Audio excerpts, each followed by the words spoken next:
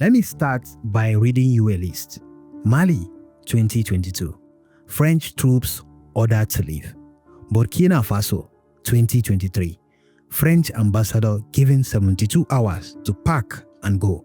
Niger, 2023. French military expelled after a coup. Chad, 2024. French asked to withdraw its military forces. Senegal, 2024. New president announces French military bases will close. Country after country, one after another, telling the same former colonial power to get out. And France, which had military presence across West and Central Africa for over 60 years, is being shown the door by the very countries it claimed to be helping. So, what is actually happening here? Why now? And what does it mean for Africa's future? That is what we are breaking down today.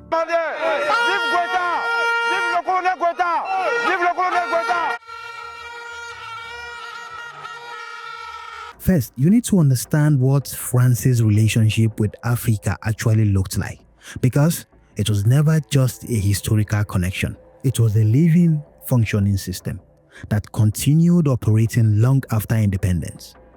Most of France's African colonies gained independence between 1958 and 1960. But independence in name is not the same as independence in practice. France made sure of that. Through a series of agreements signed at independence, France maintained extraordinary influence over its former colonies.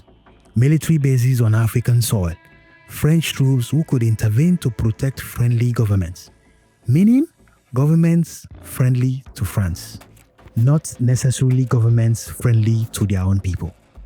Currency arrangements, the CFA franc, a currency used by 14 African countries whose value is pegged to the euro and whose foreign reserves were historically held in the French treasury. African countries keeping their savings in France. Think about that for a moment. France also maintained privileged access to African resources. Uranium from Niger powering French nuclear reactors. Oil, timber, agriculture flowing through French companies on terms that consistently favored France. And perhaps most importantly, France maintained what became known as the Africa Cell, a network inside the French presidency managing African political relationships, directly backing certain leaders, removing others, intervening in elections, organizing coups when necessary. This system had a name, Françafrique, and it operated for decades, largely in the shadows, with the full knowledge and participation of French presidents. Between 1960 and 2014, France intervened militarily in Africa over 50 times. 50 good times, in countries that were supposedly independent. Sometimes to stop a coup, sometimes to start one, sometimes to protect French citizens, sometimes to protect French mining contracts. The justification changed, the pattern didn't. France intervened when French interests required it, and African sovereignty was an obstacle to walk around, not a principle to protect. Now, here is something important to understand.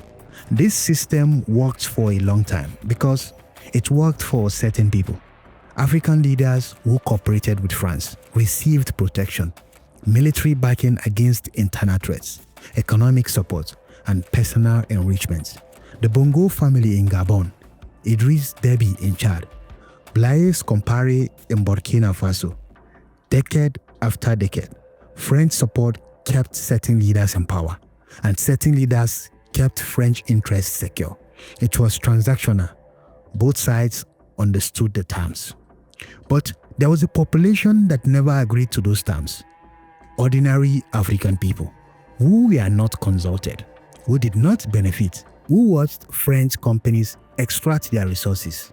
French military base occupy their land. French-backed leaders suppressed their voices for generations, and who grew up, got educated, got connected to each other through social media, and started asking questions loudly. The breaking point came gradually, and then all at once. The Sahel was the flashpoint. Mali, Burkina Faso, Niger, 3 neighboring countries in West Africa, facing a growing jihadist insurgency. Armed groups affiliated with Al-Qaeda and ISIS spreading across the region, attacking villages, killing soldiers, displacing millions. France launched Operation Saval in Mali in 2013, then Operation Barkhane in 2014, and massive military operation across the Sahel. Thousands of French troops, billions of euros, years of fighting, and the violence kept getting worse. More territory lost, more civilians killed, more communities destroyed, while French military convoys moved through the same roads. And something else was happening. Stories emerged of French military operations that killed civilians, of French intelligence that seemed more focused on protecting mining interests than protecting villages, of French officials who appeared more comfortable with the situation continuing than with it actually being resolved. Whether these accusations were entirely fair, the perception had taken hold. France was present. The situation was deteriorating, and for many Sahelians, these two facts were connected. Then, the coups arrived. Mali, 2021. Burkina Faso, 2022. Niger, 2023. Military governments taking power and making the same calculation that the French presence was not solving the problem, that it was part of the problem, that sovereignty meant actually controlling your own territory, your own resources, your own security decisions, and they acted on that calculation with the support of significant portions of their population, who came into the streets, not reluctantly but enthusiastically, waving Russian flags, tearing down French flags, celebrating their expulsions. Now, I want you to be honest about something here, because this story has a complicated layer. The military governments that expelled France are not democracies. They seized power by force. They had suppressed press freedom, detained political opponents, restricted civil society. Some have committed serious human rights abuses. The anti-France sentiment they channeled is real and legitimate, but these governments are using that sentiment to consolidate their own power, to avoid accountability, to distract from governance failures.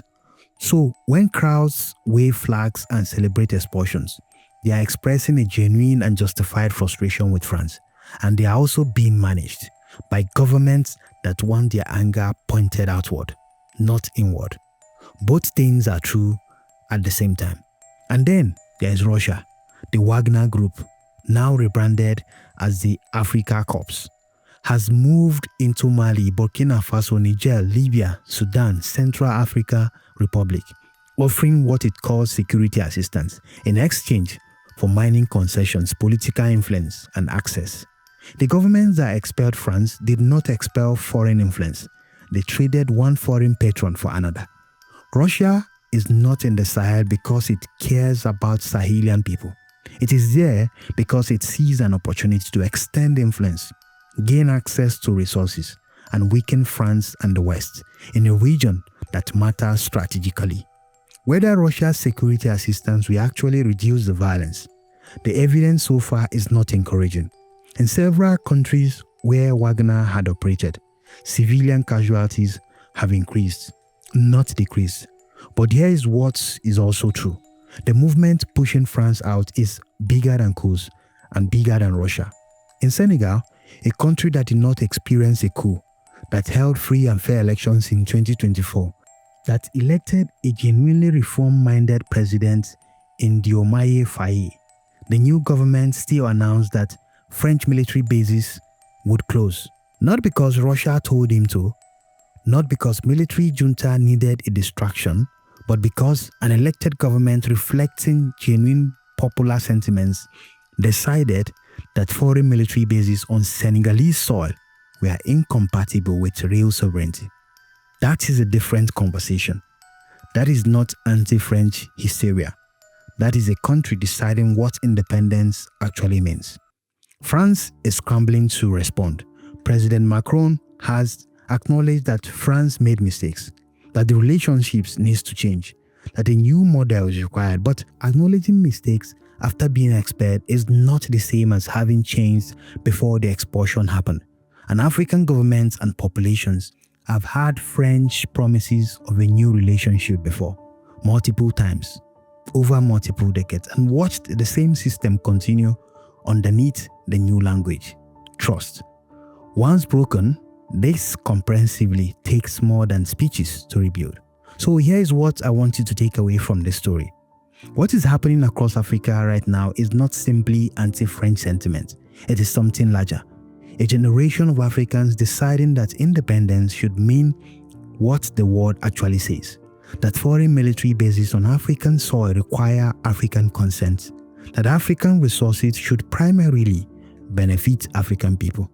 That African governments should answer to African citizens, not to arrangements negotiated at independence by leaders who are all long dead. France built a system that lasted 60 years because it served the people at the top of that system on both sides. French businesses, French governments, and African leaders who traded their people's sovereignty for personal protection and profit. That arrangement is breaking down, not because Africa suddenly turned against France, but because a generation grew up that never agreed to the arrangement in the first place, and now old enough, connected enough, angry enough to say so. Where this goes next, nobody knows for certain. The Sahel is still burning. The jihadist insurgency has not been solved by expelling France. Russia is not a liberator, and the hard work of building genuine security, genuine institutions, genuine development falls on African governments and African people, not on whoever has troops stationed nearby. That work is harder than expelling foreign power. It always is. But it is the only work that actually matters. If the story made you think, there are more like it on this channel. Real history, broken down simply. Subscribe and don't miss the next one.